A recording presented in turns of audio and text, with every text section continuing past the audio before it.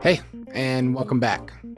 Earlier this week, I released my walkthrough video of the Chicago Drum Show that just happened a few days ago at the Kane County Fairgrounds in St. Charles, Illinois, a little bit outside of Chicago. I do this every year, and for the past few years, I've been able to collaborate with the Chicago Drum Show in exchange for them giving me some free tickets to the show in order for me to provide this video for all of you out there to see and hopefully promote and make more people aware about it. This is something I really look forward to going to every year, and it truly is a reunion for this drum community that I've been able to connect with from all over the country and even over the world. I started going to the drum show in 2018, I want to say, a little before the pandemic hit, and it was one of those things that was always on my list to make time and go to, but since I'm a busy working musician, oftentimes I would find an excuse not to go and take a gig instead so I can make some money. Ever since I went that first time, I've made it a priority to go back every year that it's been held, and I don't plan on missing it anytime soon. Now, this show runs through the whole weekend, so you can go either for the day on Saturday or Sunday, and they also have some special events that are hosted as part of this, like the Indie Cymbal Summit that happened this year on Friday before the show, and then another cymbal event that happened on Monday morning at Drugan's Drums and Guitars, just a little bit away.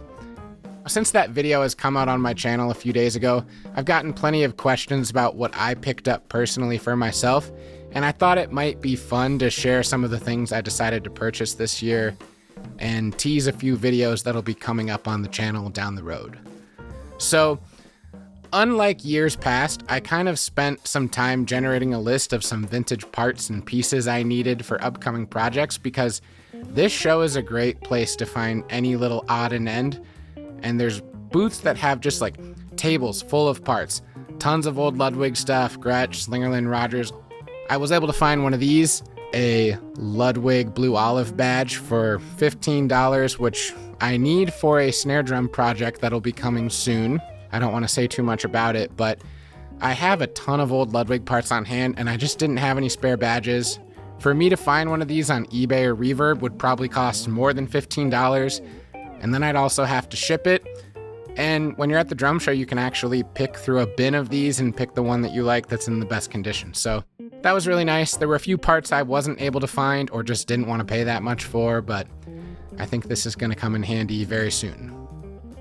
Now, other than that, I got a few cymbals from some of my recent Off the Beaten Path episode guests. This first one was made by Chris Novi at Brass Lasagna. This is a weird one. This was a cymbal I actually brought him when I went to visit him in Cincinnati. It was a 17-inch Zildjian ZHT Crash, and it had a crack in it. I got it for free in a lot of drum equipment and just told him like, hey, do you need any raw materials? Because I don't think I'm going to do anything with this cymbal. And when he took it, I said, it would be really cool if you built something and I could see the final result before you sell it to somebody. So if you get it done by the drum show, I'd love to check it out. So this is what he calls a zigzag crash, which he's cut out the crack, but then cut all these like tails and different patterns in it. So it's a pretty abstract cymbal. I think it could be really useful in a stack though, because it'll bounce off another cymbal in a really unique way. Funny story about this, when I was picking it up from his booth at the end of the day to take it with me, he was talking to Paul Francis, who is the longtime head of cymbal making at Zildjian, who now runs Royal Cymbals. And when I went to grab it and thank Chris, Paul kind of looked at it and was like, that's one of my Zildjian ZHTs, isn't it? And I just kind of laughed and was like, yeah, it was cracked, so we're doing something to keep its life going. But that was kind of a funny story that I remember from this one. This was Chris's first year at the drum show. I think it went really well. I got a lot of positive feedback on the video I did with him, and a few people who even said they bought something from Chris just because they were able to see the video and see how great of a person he is. So that gives me a lot of excitement and makes me very proud of the series that we've started growing on this channel. All right, the next one is also a cymbal, and this is from Ciphed Cymbals, Steve Ciphed, who I did a video with back in April. I met Steve at the Chicago Drum Show last year in 2024 and was just mesmerized by what he was doing, taking old budget cymbals and relathing and rehammering them to make them sound much higher quality, much more complex and interesting, and they were super affordable.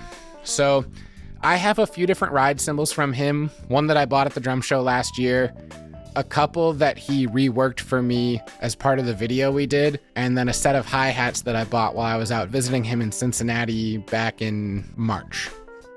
The only cymbal I don't have to make a full set was a crash, and I found this one that was pretty interesting both visually with the lathing pattern, but sounded very pleasant. And I don't even own a 16-inch crash cymbal, so I thought this would be nice to have in the collection, especially because for me, the cymbals that I picked up from him are great for lending out to students who need them, or different circumstances where someone needs to borrow cymbals and I don't want to give them my super expensive cymbals.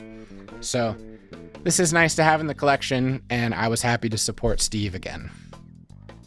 The last thing I picked up is from Eerie drums.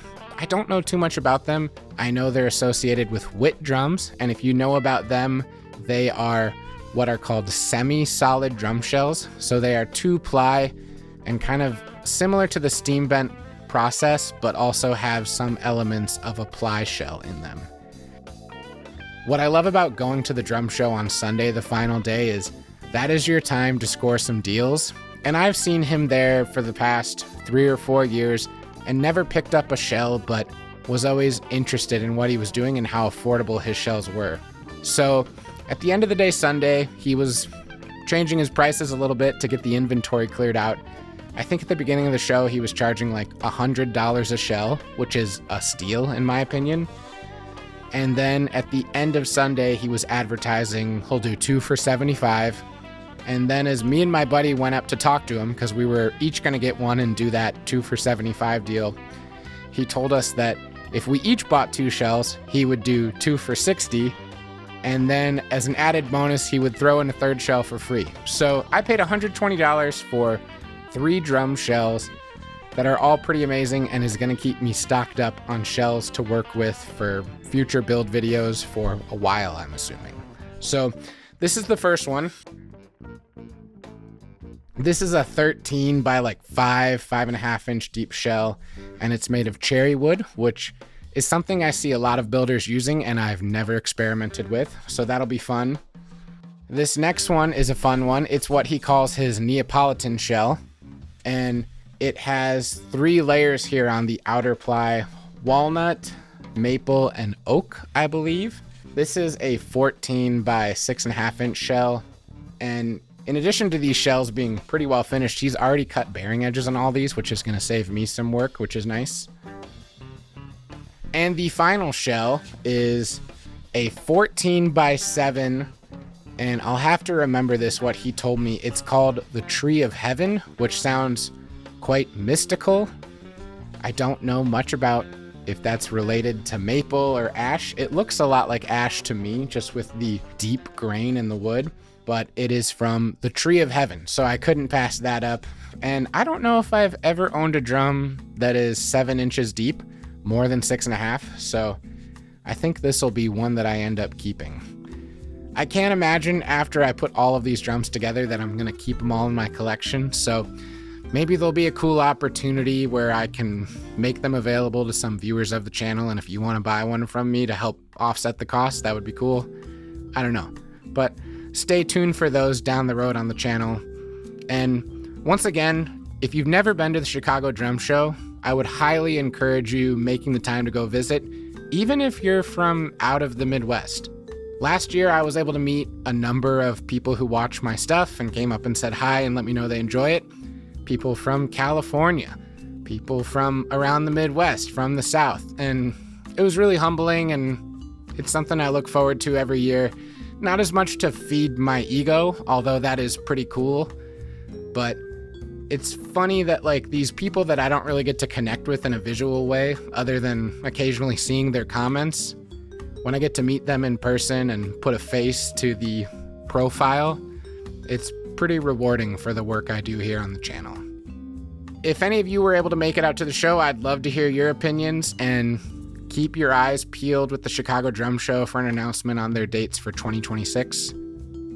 Lastly, I also want to congratulate the Drugans, who took over the drum show from Rob Cook this year. This was their first time running the show, and I thought they did an amazing job with preserving the history and the elements that people love about it, but also trying some new things and pushing it forward.